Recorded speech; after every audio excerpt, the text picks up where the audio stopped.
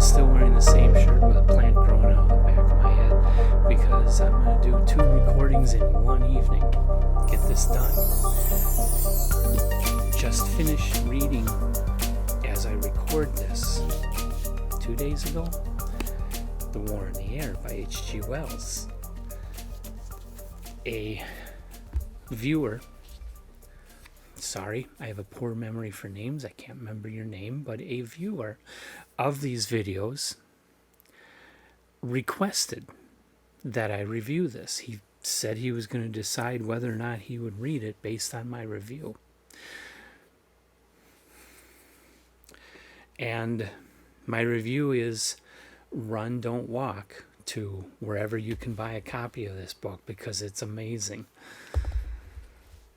The War in the Air was published by H.G. Wells in 1908. So I'm a little, once again, like Star Begotten, I'm a little off of my chronological reading of H.G. Wells. But hey, somebody wanted this, somebody requested it. I'm all about trying to satisfy requests like that, because an interested reader is what we're all about here. So I went out of my normal order to read the book. I've never read this book before. I've known about it my whole life, but I only read the major H.G. Wells books, Time Machine, Invisible Man, War of the Worlds, Island of Dr. Moreau, First Man in the Moon, Food of the Gods, In the Days of the Comet. That's all of his best-known books. And that one plus Star Begotten is all I had read of his novels until I started doing this chronological read. I've read a number of his other novels now. And so I just finished reading The War in the Air. Okay, what this book is about, a brief synopsis,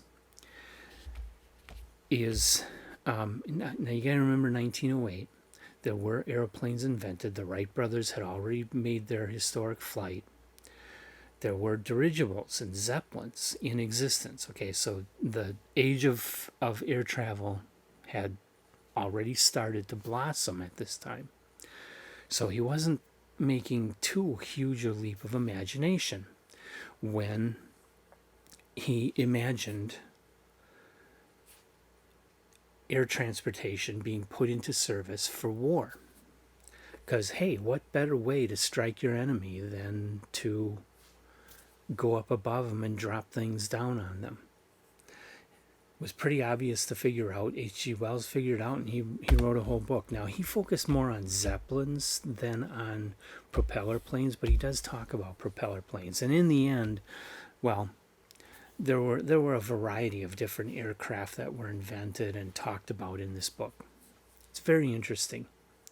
But Wells does talk about a fleet of German Zeppelins carpet bombing New York City in 1908. The book starts out like a comedy, even with the kind of ridiculous part of it where the protagonist, Bert Smallways, ends up accidentally in the balloon of this airplane inventor. And the balloon takes off and he winds up in Germany. So the Germans think he is this famous airplane inventor and they want his plans.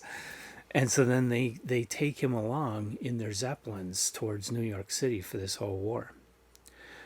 After the Germans bomb New York City and the American East Coast, the Asians get involved. They have a fleet of kind of Zeppelin-like craft, but they're a little different.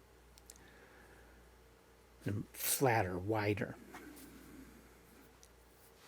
And they also have a small one-man fighting craft that flies around. It's not quite like biplanes. But not too dissimilar in how they're used in the book.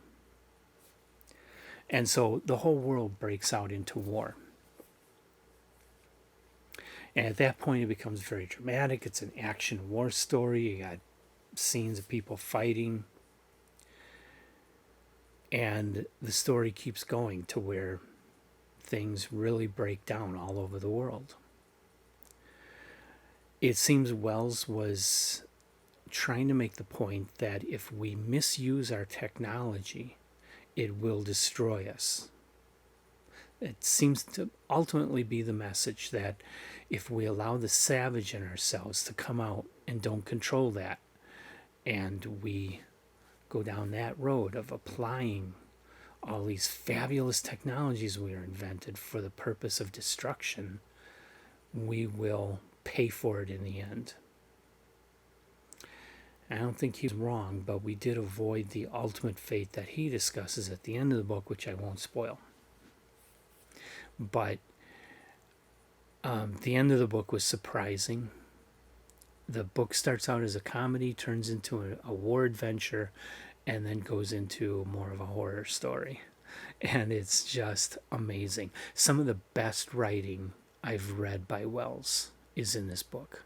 Some of the most amazing descriptions and some of the most amazing characters. And a story that is, as always for Wells, he's such a great storyteller.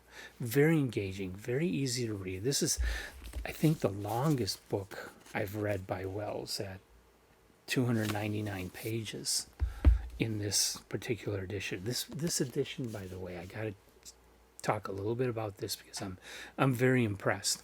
It's by Wordfire Press, which is run by Kevin J. Anderson, if you know him from his collaborations with Brian Herbert on the continuation of the Dune series. Kevin Anderson is involved in this publishing venture, and they are publishing some really, really high quality, beautiful books. They've got a number of titles by Wells. They just released Jules Verne and one by Bram Stoker and some other really great old classic books. And they also do publish new authors. And of course, Kevin Anderson himself has a number of titles in their catalog. But they're excellent books. They're such high quality. I mean, look at this. This is, I mean, you buy standard book from Barnes & Noble, this is what you get. You buy a good book from a publisher like Wordfire, this is what you get. That right there tells the whole story of the difference in quality you're going to get with a book like this. And it's cloth covered, not paper covered. This one here is,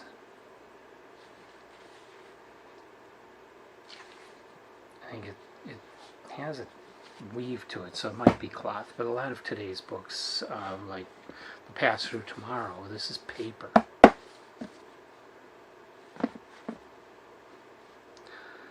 So Wordfire Press, buy their books. They're doing an excellent job. They're a little pricey, but they're worth it. They're going to last you. They're going to hold up through reading it. You know, you can sit and read it and it'll look great afterward. You can easily read it. You can really enjoy reading it. The line lengths are not too long. The margins are just right.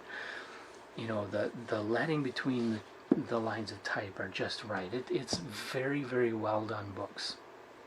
The kind that I want to one of these days start doing.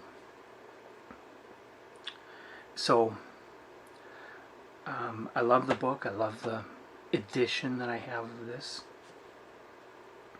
I chose to go with this instead of looking for a really old, first, second, or third edition, because this just seemed so much better for the money, and I think I was right in that judgment. So this is a proud addition to my book collection, and an amazing novel. If you haven't read this book and you like H.G. Wells, you should really read the book. Well worth it. So with that, my battery's flashing at me. I'm going to wrap this up, call it a night, and on to the next video. Bye.